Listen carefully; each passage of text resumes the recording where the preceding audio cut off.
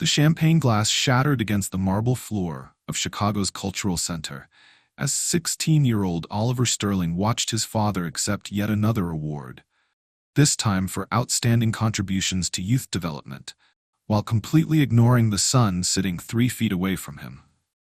The sound echoed through Preston Bradley Hall's magnificent dome, causing heads to turn toward the Sterling family table.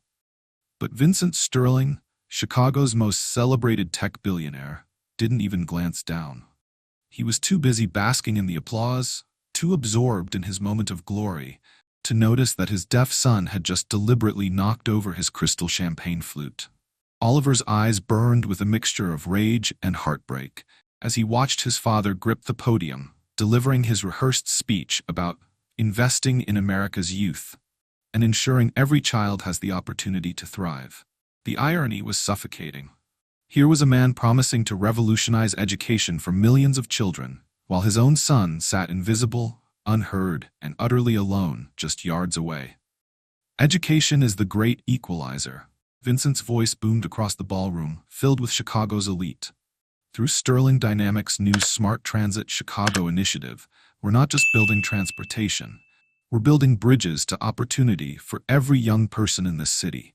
Every young person except his own son. Oliver pulled out his phone with shaking hands, opened his camera app, and began recording. This was it. The final piece of footage he needed for his secret documentary project. The moment that would expose the truth about Vincent Sterling's commitment to youth development. His father, the philanthropist, the humanitarian, the man who would donate $50 million to help other people's children while refusing to learn a single word in his own son's language. The crowd rose in thunderous applause as Vincent concluded his speech, but Oliver remained seated, camera still rolling, capturing every moment of his father's triumph and his own devastation. 3 years. It had been 3 years since his mother died, 3 years since anyone in his family had truly communicated with him. 3 years of being the invisible son of a very visible man. But what nobody in that glittering ballroom understood about invisible children was this. They see everything. And Oliver Sterling had been recording it all. If you've ever felt invisible in a room full of people, this story will hit different. Because tonight, one woman was about to change everything for a boy who'd been ignored for too long. Drop a emoji in the comments if you've ever been the overlooked kid, because this story is for you. 32-year-old Kendall Washington adjusted her simple black dress and surveyed the opulent ballroom with a mixture of professional assessment and personal discomfort. As one of Chicago's most skilled ASL interpreters, she'd worked plenty of high-end events, but the Sterling Dynamics Innovation Gala was in a league of its own. Crystal chandeliers cast rainbow prisms across marble columns while Chicago's power elite mingled in designer gowns and $1,000 suits. Kendall didn't belong here, and she knew it. But she needed this $800 interpretation fee desperately.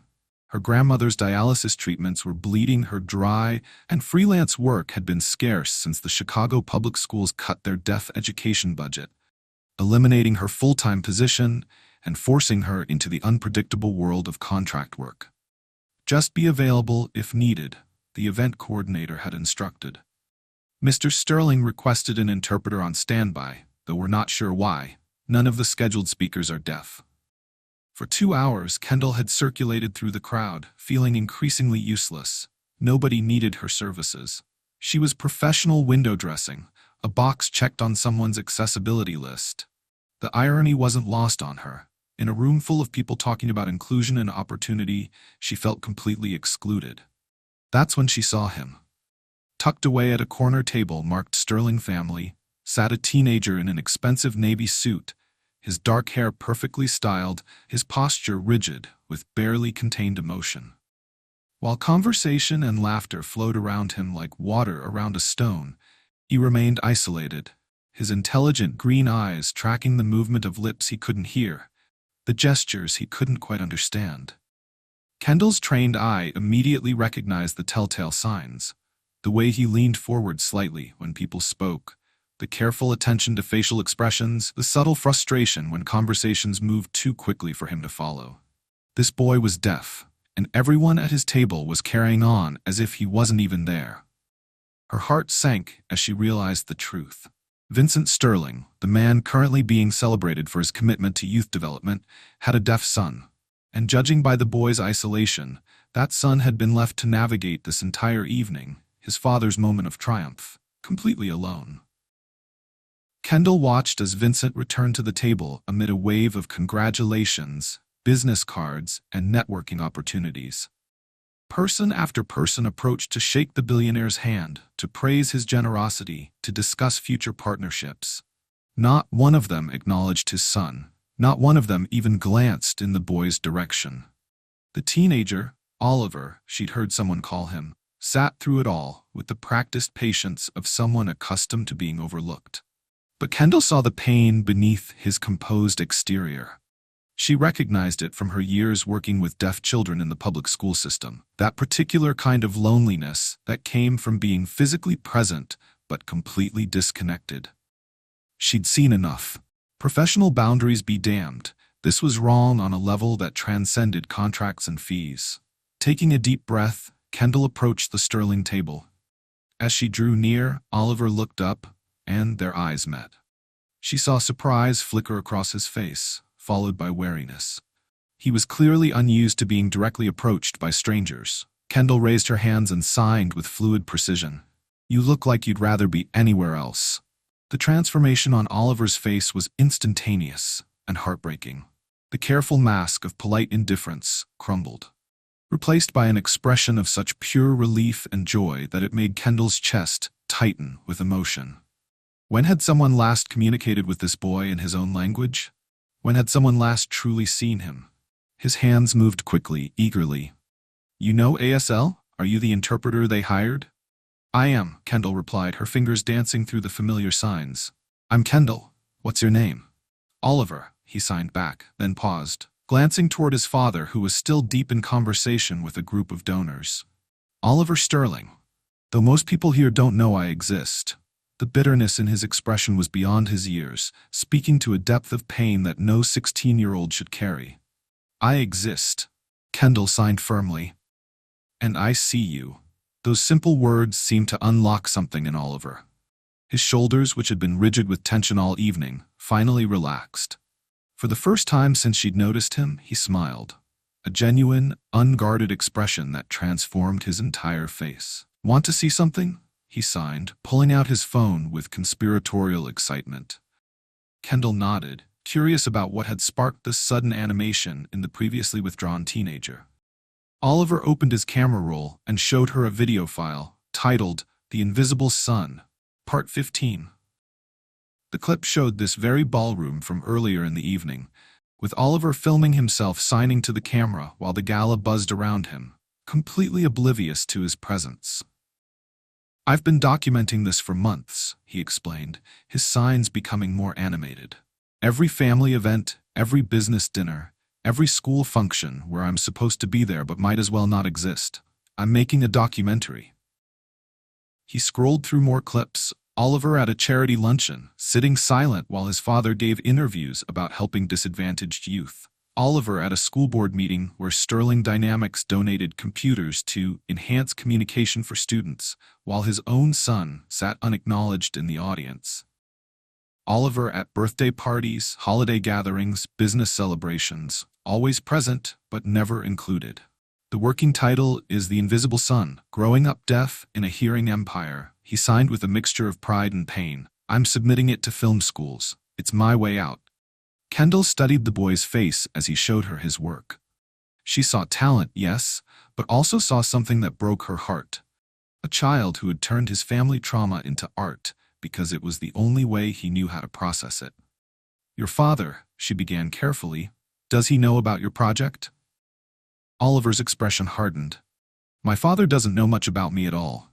We have interpreters for the important stuff, medical appointments, school meetings, legal documents, but actual conversations, the kind of talking families do," he shrugged, a gesture that tried to convey indifference but couldn't hide the hurt underneath.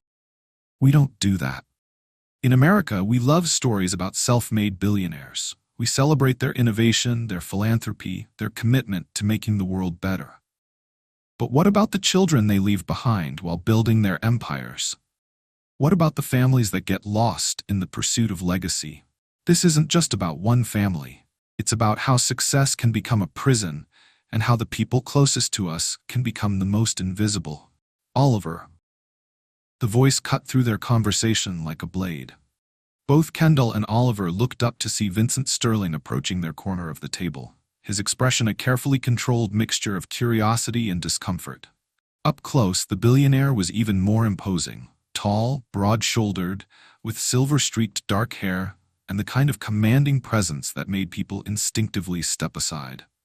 But Kendall also noticed what the cameras and newspapers didn't capture: the deep lines of exhaustion around his eyes, the tension in his jaw, the way his gaze seemed to skate over his son rather than truly seeing him. "Oliver," Vincent repeated, speaking with the exaggerated clarity of someone unaccustomed to communicating with deaf individuals. "We should be heading home soon, school night." He still hadn't acknowledged Kendall's presence, treating her as if she were invisible furniture rather than a person having a conversation with his son. The casual dismissal sparked something fierce in Kendall's chest. Oliver's hands moved in rapid ASL, signing to his father. "Dad, this is Kendall. She's been talking to me. Actually talking to me, not about me." Vincent looked expectantly at Kendall, clearly waiting for her to voice Oliver's words. An expectation that she would serve as a human translation device, rather than recognizing that perhaps he should be the one learning his son's language, pushed Kendall past her professional breaking point. "Your son has something to say to you, Mr. Sterling," she said aloud, while simultaneously signing for Oliver's benefit. "Are you going to listen?" Vincent's eyebrows rose in surprise. Clearly, he wasn't used to being challenged, especially not by someone he likely viewed as service staff. "I'm sorry, Miss Washington. Kendall Washington. And your son is trying to tell you about his documentary project, about his film school applications, about his life." She kept her voice level but firm. "He's been waiting for 3 years for you to have a real conversation with him." Oliver's eyes widened in alarm. He signed frantically to Kendall. "You don't understand. He doesn't like when people make him look bad in public." But Kendall was past caring about professional consequences. She'd spent too many years watching deaf children struggle with communication barriers, too many nights staying late to help students whose families couldn't or wouldn't learn ASL, too many moments witnessing the isolation that came from being unheard in your own home. "Mr. Sterling," she continued, "your son isn't talking to me right now. He's talking to you. He's been trying to talk to you all evening, all year, probably for years. Maybe it's time you learned his language instead of expecting everyone else to translate his world for you." The silence that fell over their corner of the table was deafening. Vincent's face cycled through several emotions: surprise, indignation, embarrassment, and something that might have been shame before settling into the cold, controlled expression of a businessman handling an unwelcome situation. "Miss Washington," he said, his voice carrying the kind of authority that had built a billion-dollar empire, "I appreciate your concern, but my relationship with my son is a private family matter. Communication shouldn't be private, Mr. Sterling." Kendall replied, her hands still moving to include Oliver in every word. "It should be accessible." Oliver was signing rapidly now, his movements sharp with distress. "Kendall, please stop. You're going to get fired. He's going to make sure you never work in this city again." But Kendall had reached the point where staying silent felt like betrayal. She'd spent her career advocating for deaf children, fighting for their right to be heard and understood. How could she walk away from this boy, this brilliant, hurting teenager who had just shown her the depths of his isolation? "Do you know what your son was just showing me?" she asked Vincent, switching between spoken English and ASL so Oliver could follow every word. Footage of himself sitting alone at events like this, hours of video documenting what it feels like to be invisible in his own family. "He's turned his pain into art, Mr. Sterling, because nobody taught him he could turn it into conversation." Vincent's composure cracked slightly. "You're overstepping, Miss Washington." "Am I? Or am I the first person in 3 years who's bothered to notice that your son exists?" The words came out harsher than she'd intended, but Kendall didn't apologize. You want to talk about youth development and educational opportunities? Start with the young person sitting at your own table. The confrontation was drawing attention now. Other guests at nearby tables had begun to notice the tension, the raised voices, the obvious conflict happening at the Sterling family table. Vincent was acutely aware of the scrutiny, his public persona warring with whatever private emotions Kendall's words had triggered. "This conversation is over," he said firmly, then looked at Oliver. "We're leaving, now." Oliver started to rise, defeat written across his features, but then something shifted. He looked at Kendall, then at his father, and made a decision that surprised them both. His hands moved in clear, deliberate signs directed at Vincent. "For once in your life, Dad, try to understand me without making someone else do it for you." Vincent stared at his son's moving hands with an expression that was part confusion, part frustration, and part something that looked almost like longing. For a moment, Kendall thought he might actually try to understand, might make some effort to bridge the communication gap that had defined their relationship. Instead, he turned away. "Oliver. Car. Now." As father and son prepared to leave, Oliver quickly signed a message to Kendall. "Thank you for seeing me. Nobody has in 3 years. My mom used to say Dad would learn to sign after she was gone. I'm still waiting." Then he pressed a small piece of paper into her hand and followed his father toward the exit, leaving Kendall standing alone at the abandoned table, her heart racing and her professional reputation probably in ruins. She unfolded the paper and found a handwritten note. "Westridge Academy Film Festival. Next Friday, 7 p.m. Please come. I want someone who understands to see my real work. Oliver." What happens next will shock you and restore your faith in human connection. Because sometimes the richest people are the poorest when it comes to what really matters. Hit that like button if you believe communication is a basic human right, because this story is just getting started. Kendall's phone rang at 7:30 the next morning, jolting her from a restless sleep. The caller ID showed an unknown Chicago number, and her stomach immediately knotted with dread. She'd spent the night replaying the confrontation with Vincent Sterling, imagining all the ways her career could be destroyed by one moment of moral conviction. "Kendall Washington speaking," she answered, trying to sound more confident than she felt. "Miss Washington, this is Patricia Chen, executive assistant to Vincent Sterling. Mr. Sterling would like to meet with you this afternoon at his office. Would 2 p.m. work for your schedule?" Kendall blinked, still processing. She'd expected termination, threats, maybe even legal action. A meeting request was the last thing she'd anticipated. "May I ask what this is regarding?" "Mr. Sterling will explain when you arrive. The address is 875 North Michigan Avenue, 47th floor. Security will be expecting you." The line went dead, leaving Kendall staring at her phone in confusion. Was this a trap? A setup for some kind of humiliation or formal complaint? Or, and this seemed almost impossible, had her words actually gotten through to the tech billionaire? She spent the morning pacing her small Bronzeville apartment, alternately rehearsing apologies and defenses. Her grandmother, frail but sharp-eyed from her position on the living room couch, watched the nervous pacing with knowing amusement. "Baby girl," she signed with weathered hands, "whatever you did last night, it wasn't wrong. I raised you to stand up for what's right, not what's easy." Kendall's grandmother had been her first and most important teacher, the person who'd made ASL feel like poetry instead of necessity. Born deaf herself, she'd navigated decades of a world that didn't accommodate her needs, raising Kendall with a fierce independence and an unwavering belief that communication was a fundamental human right. "I might have ruined everything, Nana," Kendall signed back. "If I can't work in this city anymore." "Then you'll work somewhere else," her grandmother replied firmly. "But you'll do it with a clear conscience. Now go find out what this man wants, and remember, you're not the one who needs forgiveness here." 2 hours later, Kendall stood in the marble lobby of Sterling Dynamics headquarters, craning her neck to take in the soaring atrium with its geometric glass ceiling and abstract art installations. Everything about the space screamed power, success, and money. Lots of money. The elevator ride to the 47th floor felt endless. When the doors finally opened, she was greeted by Patricia Chen, a sharply dressed woman in her 40s with kind eyes and a no-nonsense demeanor. "Miss Washington, right this way. Mr. Sterling is waiting." They walked through a series of impressive offices and conference rooms until they reached a set of double doors at the end of the hallway. Patricia knocked once, then ushered Kendall inside. Vincent Sterling's office was a study in understated luxury.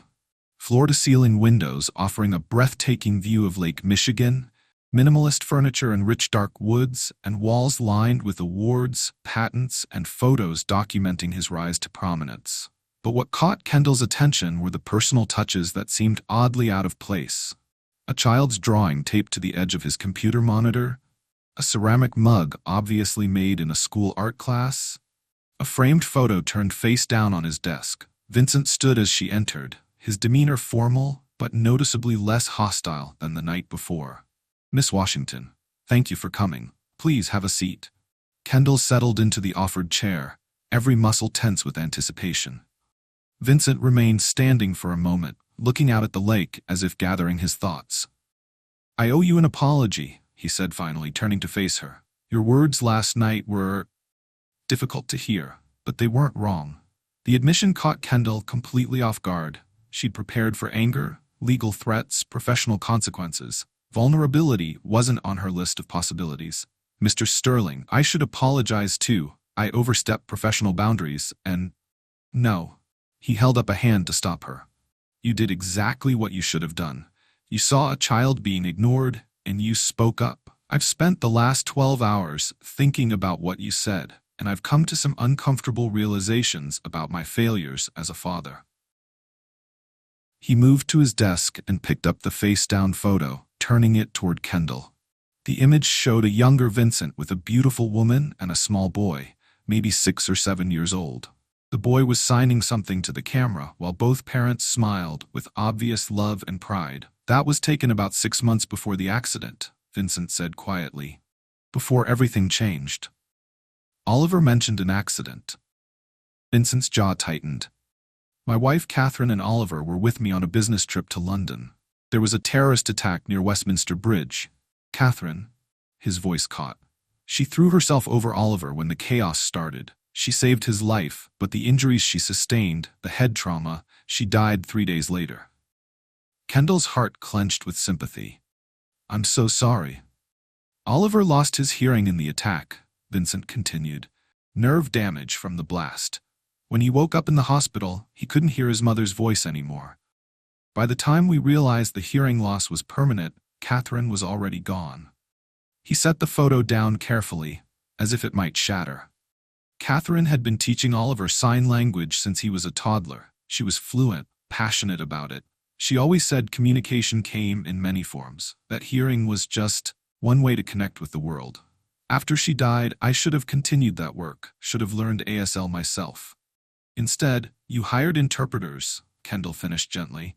"I hired armies of specialists, audiologists, speech therapists, tutors, communication aides. I convinced myself I was giving Oliver every advantage, every resource he needed to succeed despite his deafness.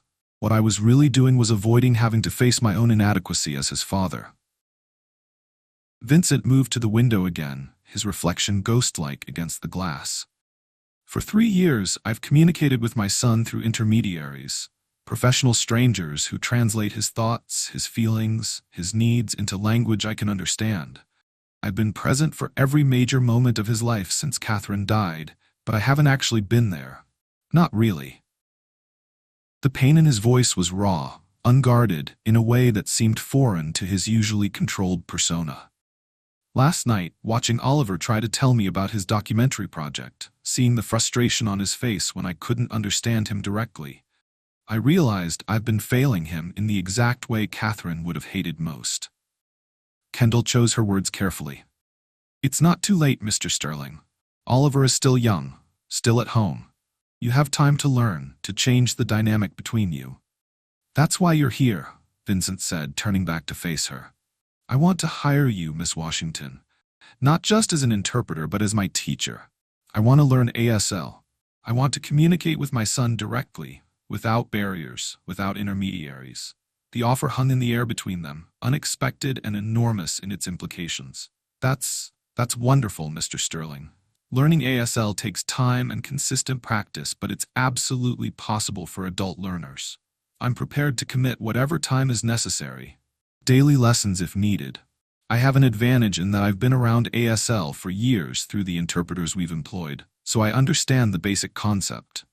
What I lack is the practical application. He named a figure for her weekly fee that made Kendall's eyes widen. It was more than she'd made in her last 3 months of freelance work, combined. That would certainly solve some financial pressures, she admitted, thinking of her grandmother's mounting medical bills. There's one more thing, Vincent said, his expression growing more serious. Oliver is leaving for college in 6 months. He's been accepted to USC's film program. This may be my last chance to repair the damage I've done to our relationship. The urgency in his voice, the fear that time was running out, resonated deeply with Kendall. She'd seen too many families struggle with communication barriers, too many relationships that never recovered from years of misunderstanding and missed connections. Mr. Sterling, I'd be honored to work with you, but I need you to understand something important. Learning ASL is just the first step. Rebuilding your relationship with Oliver is going to require more than language lessons. It's going to require vulnerability, patience, and the willingness to let him see that you're trying. I understand, or at least I'm beginning to. He moved back to his desk and picked up a business card. Can you start tomorrow? Kendall looked at the card, then at this powerful man who was suddenly seeming much more human than Billionaire. Yes, she said, I can start tomorrow. As she prepared to leave, Vincent's voice stopped her at the door. Miss Washington, thank you for seeing what I was too blind to notice, for caring enough about my son to risk confronting me. Oliver is easy to care about, Mr. Sterling. He's brilliant, talented, and has been waiting his whole life for his father to really see him. I'm going to try, Vincent said quietly. I'm going to try to be the father Catherine would have wanted me to be. Sometimes the richest people are the poorest when it comes to what really matters. But when someone finally decides to invest in what's truly valuable, family, connection, love, miracles can happen. Comment below if you've ever had to learn how to love someone better, because this transformation is just beginning. 3 weeks into their lessons, Kendall sat across from Vincent Sterling in his home study, watching him struggle through the sign for meeting.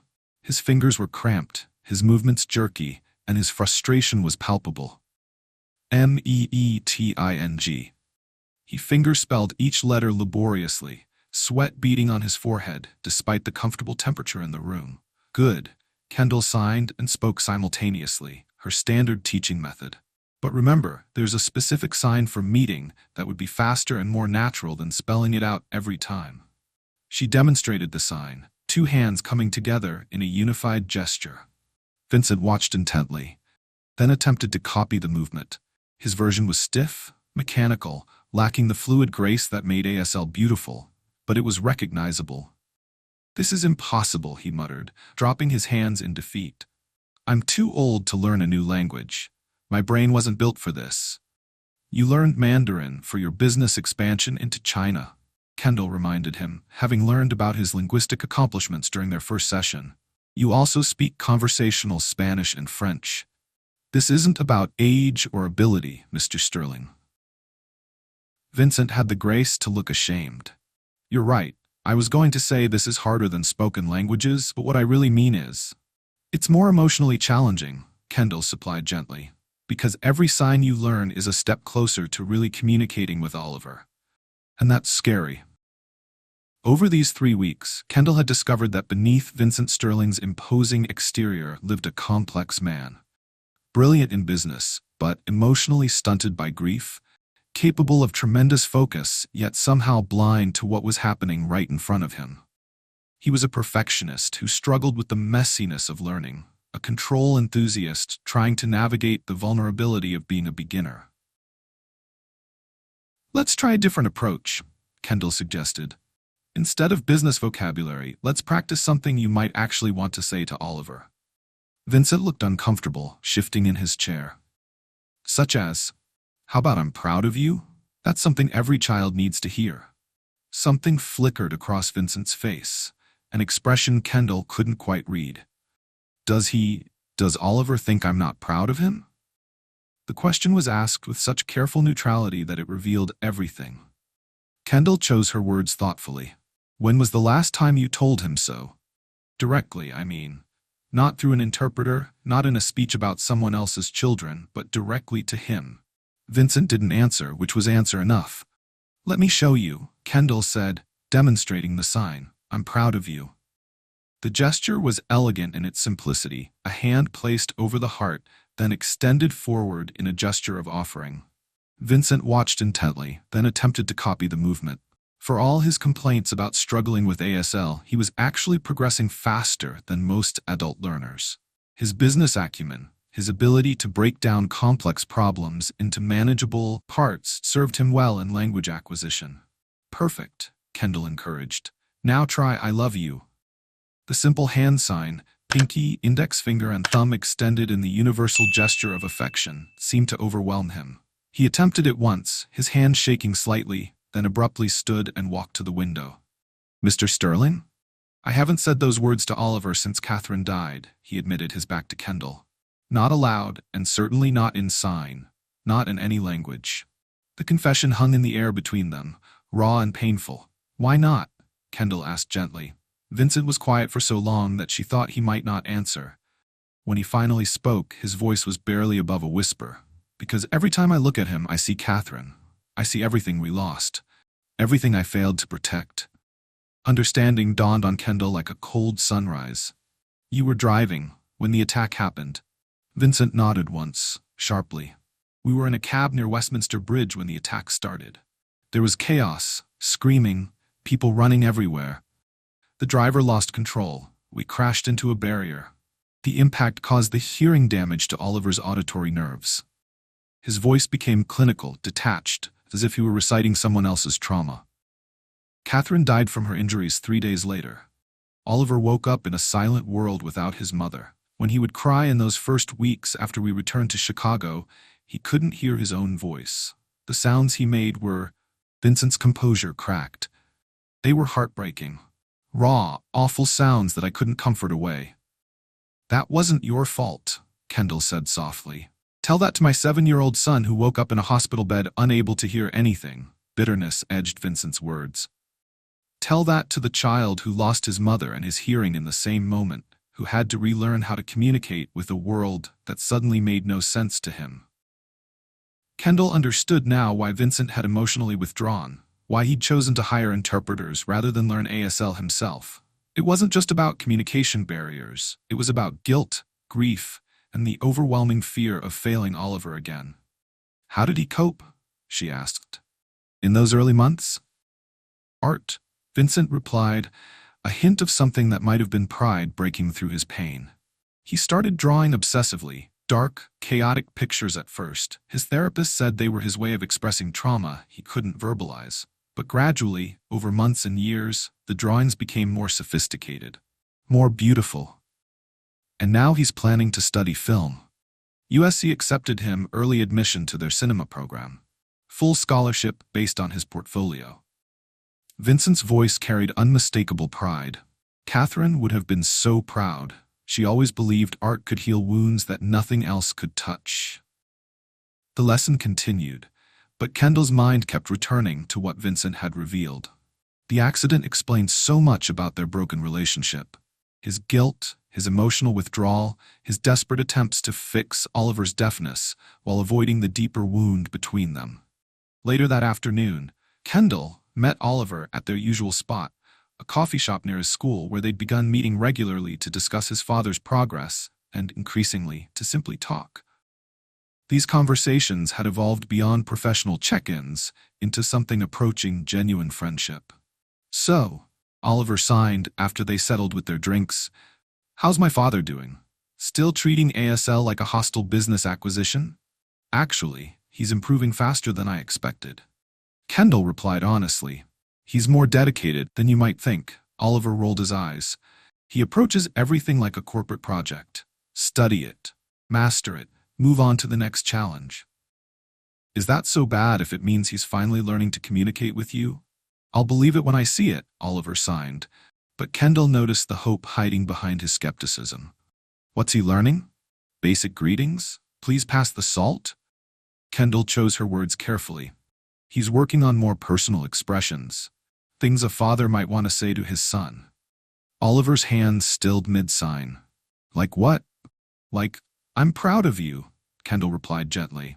For a moment, Oliver's carefully maintained teenage cynicism cracked, revealing the hurt child underneath. Has he ever actually said that? To you, I mean about me? Your father has said many things about you that I think you'd want to hear. But not to me directly. Not yet. But Oliver, he told me about the accident today, about what really happened in London. Oliver's expression immediately shuddered. He talked about Mom. He talked about losing her, about the guilt he's carried, about how seeing you reminds him of everything he couldn't protect. Oliver was quiet for a long moment, his fingers absently tracing patterns on the coffee shop table. When he finally signed again, his movements were slower, more thoughtful. After the accident, after we came back to Chicago and I couldn't hear anymore, I used to have nightmares. Not about the attack. I barely remember that part. But about waking up in the hospital and not being able to hear Mom's voice anymore. In the dreams, she would be talking to me, trying to tell me something important, but I couldn't understand her.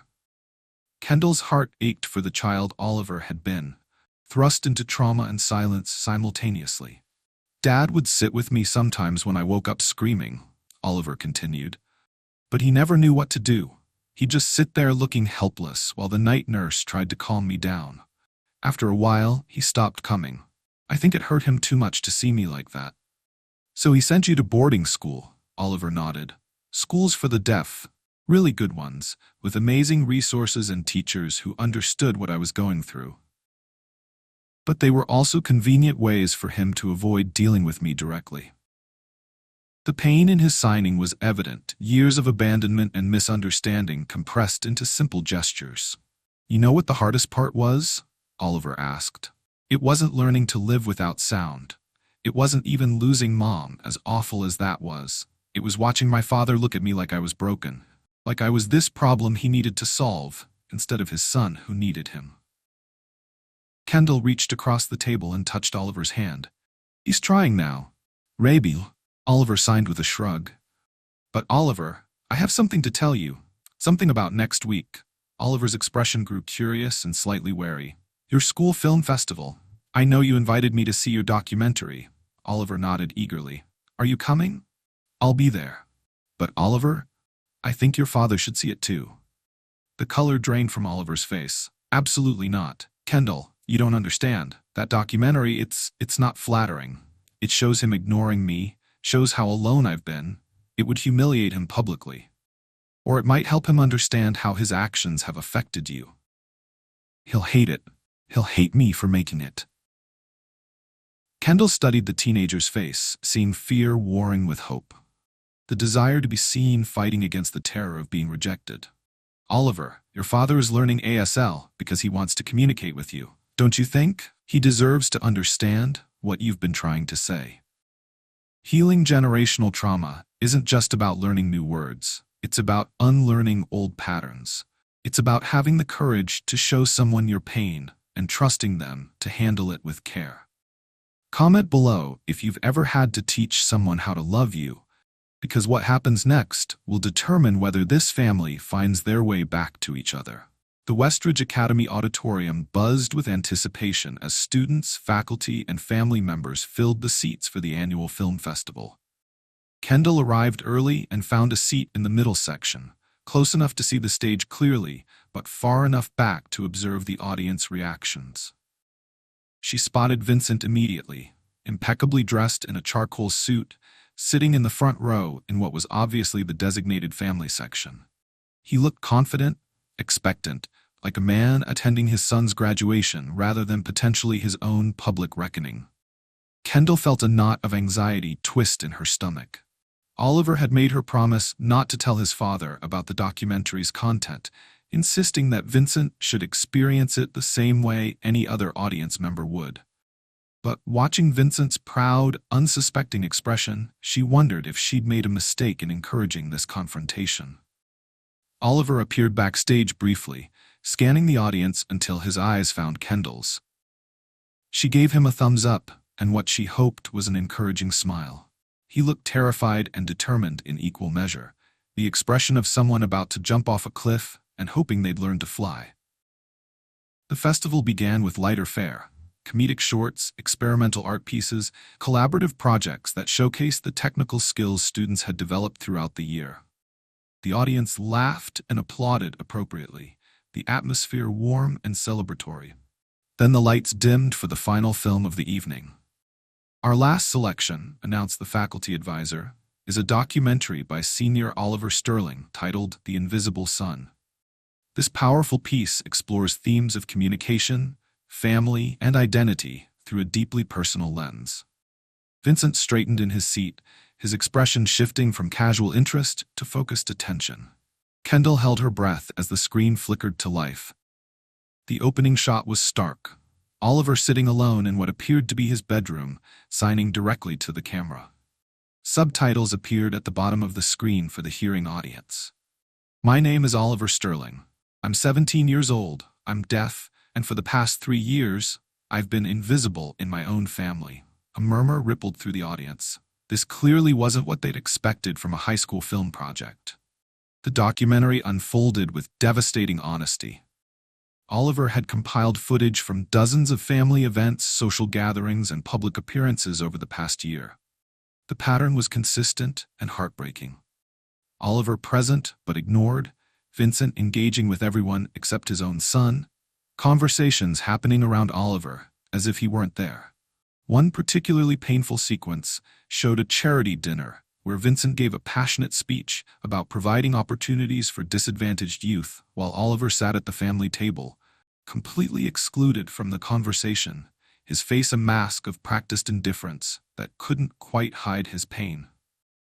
Another scene captured a school board meeting where Sterling Dynamics donated computer equipment to enhance communication for students with disabilities. The irony was brutal.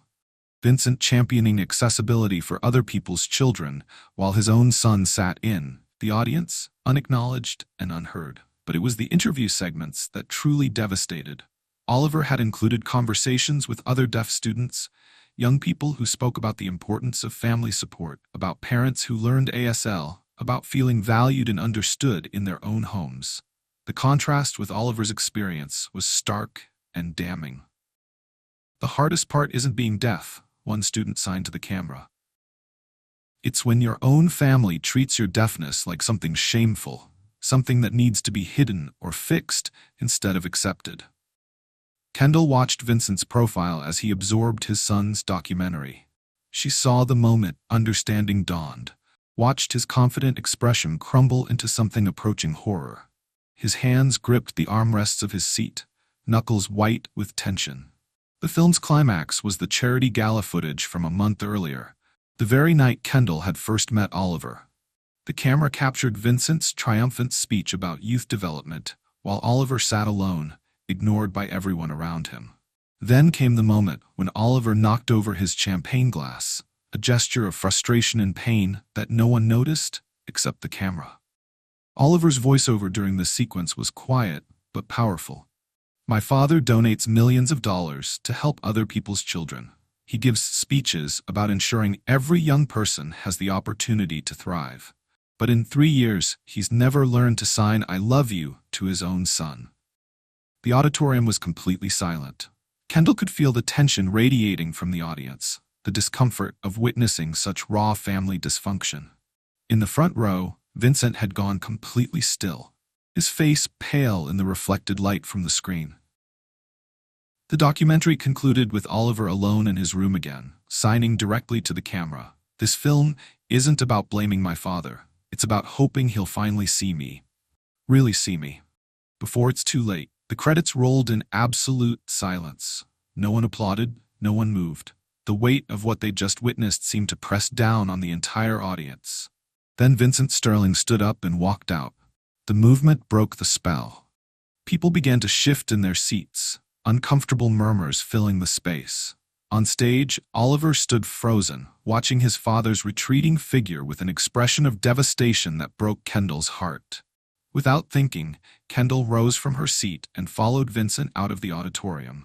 She found him in the parking lot, leaning against his Mercedes with his head in his hands. In the harsh fluorescent lighting, he looked older, smaller, stripped of the commanding presence that usually defined him. "Mr. Sterling?" He looked up, his eyes red-rimmed and raw. "I had no idea," he said, his voice barely above a whisper. "I knew we had problems communicating, but I didn't see how completely I'd failed him." Kendall approached carefully, as if she were approaching a wounded animal. "Oliver made that film because he loves you, because he's hoping for change." "Did you know what the documentary contained?" She nodded. "Oliver showed me clips the night we met. I encouraged him to let you see it." Vincent laughed bitterly. "So you knew this was coming. You knew I was going to be publicly humiliated, exposed as a failure of a father in front of the entire school community. I knew you were going to be challenged to see your relationship with Oliver from his perspective," Kendall replied firmly. "And yes, that was going to be uncomfortable. But Vincent—" He looked up sharply at her use of his first name. "Vincent, that boy in there has been waiting 3 years for you to really see him. Tonight, he showed you exactly what that looks like from his point of view. The question is, what are you going to do about it? What can I do? How do I come back from years of neglect? How do I face him after what I've just seen?" "You go back in there," Kendall said simply. "You walk back into that auditorium, you find your son, and you start the conversation you should have had 3 years ago." Vincent shook his head. "I can't. Not in front of all those people. Not after." "Then when? When will be the right time, Vincent? When Oliver leaves for college in 4 months? When he graduates and starts his own life? When he gets married and has children you might never meet because you were too proud to admit you were wrong?" Her words hit him like physical blows. Vincent closed his eyes, leaning heavily against his car. "I don't know how to fix this, Kendall. I don't know how to be what he needs." "You don't have to be perfect," she said gently. "You just have to be present. You just have to try." They stood in silence for several moments, the weight of 3 years of missed opportunities hanging between them. Finally, Vincent straightened. "Will you help me? Will you help me talk to him? I'll interpret if needed. But Vincent, this conversation needs to be between you and Oliver. It's time for you to be his father, not his employer." Together, they walked back toward the school building. As they approached the auditorium doors, Kendall could hear the sound of students and parents filtering out. The festival officially concluded. Her heart sank, fearing they might have missed their chance. But Oliver was still there, sitting alone in the front row, staring at the empty screen. He looked up as they entered, his expression guarded and hurt. Vincent stopped a few feet away from his son, uncertainty written across his features. For a moment, Kendall thought he might flee again. Instead, he raised his hands and began to sign. The moment of truth had arrived. After 3 years of silence, a father and son were finally going to try to communicate. Would Vincent choose his pride or his son?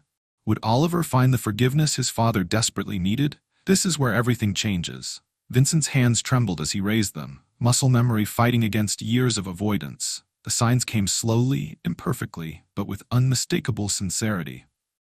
"I'm sorry. I saw your film. I understand now." Oliver's eyes widened in shock, not just at the sight of his father attempting to sign, but at the words themselves. Vincent's ASL was basic, clumsy, but it was direct communication. The first time in 3 years that his father had tried to speak his language. "You understand?" Oliver signed back, his movements sharp with disbelief. Vincent struggled for a moment, clearly reaching the limits of his vocabulary. He looked to Kendall, who stepped forward. "Would you like me to interpret so you can say everything you need to say?" she asked gently. Vincent nodded, then turned back to Oliver.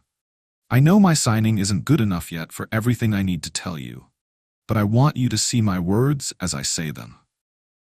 As Kendall began interpreting, Vincent's voice carried a weight she'd never heard before. Not the controlled authority of a businessman, but the raw vulnerability of a father facing his own failures. "Oliver, I watched your film and I saw myself through your eyes.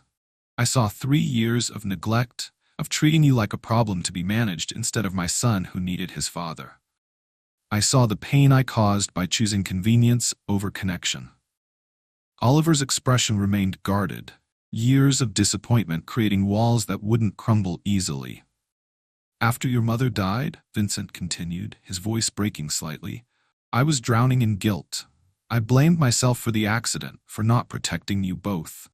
When you lost your hearing, it felt like another failure, another way I'd let you down. So I hired the best specialists, the most qualified interpreters, telling myself I was giving you everything you needed.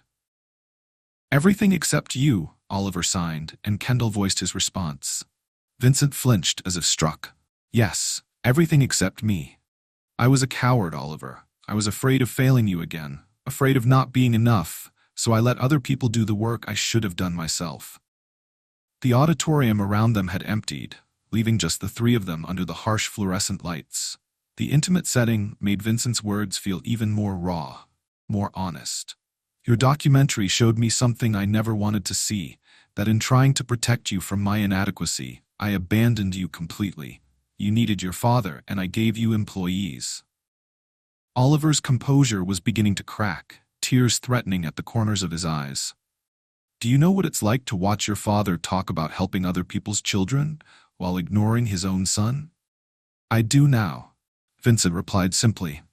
And I know that no amount of money I donate to deaf education programs will ever make up for not learning to communicate with you directly. Kendall watched as years of hurt and misunderstanding played out between father and son. This wasn't the neat resolution of a Hollywood movie. It was messy, painful, real. I've been taking lessons, Vincent signed awkwardly, then spoke aloud for Kendall to interpret. With Kendall. Learning ASL. It's slow, and I'm not good at it yet, but I'm trying to learn your language instead of always making you adapt to mine. Why now? Oliver asked, his signs smaller, more vulnerable. Why after all this time? Vincent was quiet for a long moment, choosing his words carefully. Because Kendall showed me something at that charity gala. She showed me what it looked like when someone actually saw you, actually communicated with you directly. The way your face lit up when she signed to you. I realized I hadn't seen you smile like that since before your mother died. Fresh tears spilled down Oliver's cheeks at the mention of his mother. And because, Vincent continued, his voice barely above a whisper, I finally understood that I was about to lose you completely. In a few months, you'll leave for college, and I'll have missed my chance to be your father instead of just your guardian. Oliver stood up slowly, facing his father across the short distance between them. For a moment, Kendall thought he might walk away, might decide that too much damage had been done for repair. Instead, he raised his hands and signed, I miss Mom every day. But I've missed you too, Dad, even though you were right there. The simple confession seemed to break something fundamental in Vincent. His careful composure crumbled entirely, and he stepped forward, reaching for his son. I'm here now. He signed and spoke simultaneously, his ASL imperfect but his meaning clear. I want to be here. I want to learn how to be your father again. Oliver looked at his father's outstretched hands, years of hurt warring with the desperate hope for connection. Then he closed the distance between them and wrapped his arms around Vincent in a fierce embrace. Vincent held his son tightly, both of them crying openly for the first time since Catherine's funeral. Over Oliver's shoulder, Vincent mouthed, "Thank you" to Kendall, his face transformed by the kind of gratitude that transcends words. Kendall quietly stepped back, giving them space for a moment she knew had been 3 years in the making. As she watched them hold each other, she felt the deep satisfaction that came from witnessing true healing. Not the quick fix of a business solution, but the slow, difficult work of rebuilding trust and connection. When they finally separated, Oliver's face was streaked with tears but also lit with something Kendall hadn't seen before. Hope. I want to show you something, Oliver signed to his father. My other films, the ones that aren't about being invisible. Vincent nodded eagerly. I'd love to see them, all of them. And I want to tell you about USC, about my plans for film school, about the project I'm working on about Mom. Yes, Vincent replied, attempting to sign even as he spoke. I want to hear about all of it. I want to know who you've become, who you're becoming. As father and son continued their halting but determined conversation, Kendall felt a profound sense of completion. This was why she'd become an interpreter.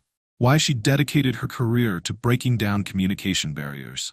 Not just for the language skills, but for moments like this, when walls came down and families found their way back to each other. The journey ahead wouldn't be easy. Years of hurt and misunderstanding couldn't be healed in one conversation. Vincent's ASL would need months or years of practice before he could communicate fluently with his son. Oliver would need time to trust that his father's commitment was genuine and lasting. But they were talking, really talking, and that was how all healing began. This transformation didn't happen overnight. Real change never does. It took courage, vulnerability, and the willingness to admit failure before growth was possible. But when we choose connection over comfort, when we're willing to learn someone else's language instead of always expecting them to speak ours, miracles happen. Subscribe if stories of real family healing inspire you to do better in your own relationships, because this story isn't over yet. 6 months later, Kendall stood in the backyard of the Sterling estate, watching as Oliver adjusted his graduation cap one final time before the camera. But this wasn't a typical graduation photo shoot. This was a family learning to communicate in new ways. "Dad, you're signing confused instead of proud." Oliver laughed, gently correcting his father's hand position. Vincent grimaced and tried again, his ASL still imperfect but dramatically improved from their first lesson. "I'm proud of you," he signed more carefully, then added aloud for his own practice. "I'm proud of you, son." The transformation in both of them over the past 6 months had been remarkable. Vincent's commitment to learning ASL had been absolute. Daily lessons with Kendall, practice sessions with Oliver, even private tutoring sessions on weekends. His business-minded approach to mastering the language had actually served him well. Turning vocabulary building into a systematic process and grammar rules into logical frameworks. But more importantly, the emotional barriers between father and son had begun to crumble. They weren't completely healed. 3 years of hurt couldn't be erased in 6 months, but they were talking. Really talking. About everything from Oliver's film projects to college plans to memories of Catherine. "Are you ready for USC?" Vincent asked, his signs accompanied by speech as had become his habit. Oliver nodded enthusiastically. "I've got 3 documentary projects planned for freshman year, including one about families who've learned ASL together. I might even feature us if that's okay." "I'd be honored," Vincent replied, and Kendall could see he meant it completely. The Sterling Foundation for Deaf Education and Arts had launched 3 months earlier, with Kendall as its executive director. The foundation funded ASL education programs for families, provided scholarships for deaf students pursuing higher education, and supported arts programs in schools serving deaf and hard-of-hearing students. Oliver's documentary from the film festival had gone viral after being shared on social media, sparking conversations about communication barriers and family responsibility that reached far beyond their personal story. "Miss Washington," Vincent called to Kendall, who had been hanging back to let the family have their moment. "Come here. We want a photo with all of us." As she joined them for the picture, Kendall reflected on how much had changed since that night at the charity gala. Her own life had been transformed too. No more financial stress about her grandmother's medical care, no more uncertainty about steady work. But more than that, she'd been part of something meaningful, something that had changed lives. After the photo session, Oliver pulled Kendall aside while Vincent answered a phone call from his office. "I never properly thanked you," he signed, "for seeing me that night, for refusing to let me stay invisible." "You don't need to thank me, Oliver. You did the hard work of staying hopeful, of believing change was possible." "It wasn't just hope," Oliver replied. "When you confronted my father at that gala, when you risked your job to stand up for me, it showed me that someone outside our family could see the problem clearly. It gave me permission to stop pretending everything was fine." Kendall felt tears prick at her eyes. "What will you miss most about Chicago?" Oliver glanced toward his father, who was gesturing animatedly into his phone, occasionally throwing in a sign when he forgot he wasn't talking to someone who understood ASL. "This," Oliver signed. "Having a father who's actually trying to know me. But I'm not worried about losing it anymore. We video call every day, and he's planning to visit Los Angeles once a month. Plus, he's committed to being fluent by Christmas." "That's ambitious." He's Vincent Sterling, Oliver grinned. Ambitious is what he does. Vincent finished his call and returned to them, immediately switching back to simultaneous signing and speaking. Sorry about that. Final details for the Foundation's first annual scholarship ceremony. How many recipients this year? Kendall asked. 12 high school graduates, all pursuing either arts or technology programs. Plus, we're funding ASL classes for 50 families. Vincent's pride in the Foundation's work was evident. Oliver's documentary inspired a lot of families to reevaluate how they communicate with their deaf children. 3 hours later, Kendall found herself at Northwestern University's graduation ceremony, watching Oliver cross the stage to receive his diploma. Vincent sat beside her in the family section, his eyes bright with tears he no longer tried to hide. When Oliver's name was called, Vincent rose to his feet and applauded enthusiastically. But more importantly, when Oliver looked their way, Vincent signed clearly, "I love you, I'm proud of you." Oliver's answering smile was radiant, visible even from their seats high in the auditorium. He signed back, "I love you too, Dad." After the ceremony, as families gathered for photos and celebrations, Kendall watched the Sterlings navigate their new normal. Vincent still relied on interpreters for complex conversations, but the basic daily interactions, the good mornings, and how was your days, and I love yous, those flowed directly between father and son now. "You know what I realized?" Oliver told them both as they walked toward the car. "The documentary I made, The Invisible Son? I need to make a sequel." "Oh," Vincent looked intrigued. "The Learning Father," Oliver signed with a grin. "The story of a man who realized it's never too late to learn how to love someone better." Vincent laughed, a sound Kendall had rarely heard from him in the early months of their work together. "I'd be happy to star in that one, though I hope the reviews are better than the first film." As they reached the parking lot, Oliver suddenly stopped walking. "Dad, can I ask you something?" "Anything. Do you think Mom would be proud? Of us, I mean, of how we figured this out." Vincent's expression grew soft with memory and love. "Oliver, your mother believed that communication was the foundation of all love. She always said that caring about someone meant learning to speak their language, whether that was ASL or music or art or just really listening." He paused, choosing his words carefully. "I think she would be proud that we finally remembered her lesson." Oliver nodded, satisfied with that answer. As Kendall drove home that evening, she reflected on the journey that had brought them all to this point.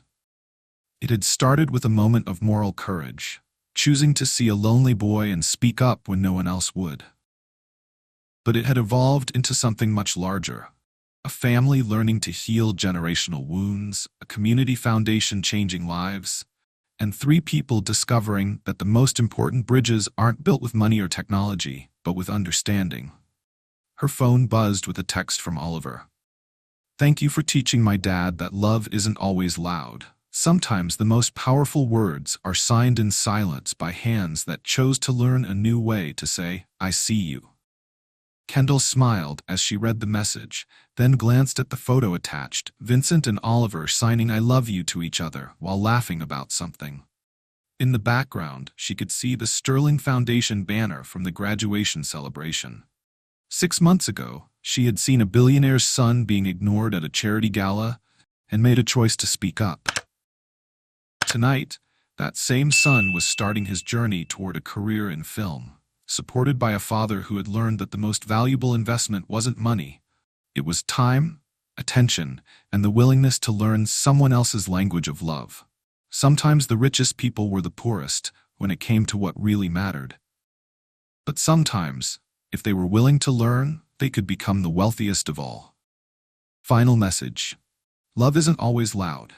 Sometimes the most powerful words are signed in silence, by hands that chose to learn a new way to say, "I see you." If this story inspired you to communicate better with someone you love, share it with someone who needs to hear it. Because every child deserves to be truly seen by their parents, and it's never too late to start learning how to love someone better. Like this video if you believe that real change starts with one person being brave enough to speak up for what's right. Subscribe if you want more stories about families healing, growing, and discovering that the best transformations happen when we choose connection over comfort. What language of love do you need to learn? Tell us in the comments below.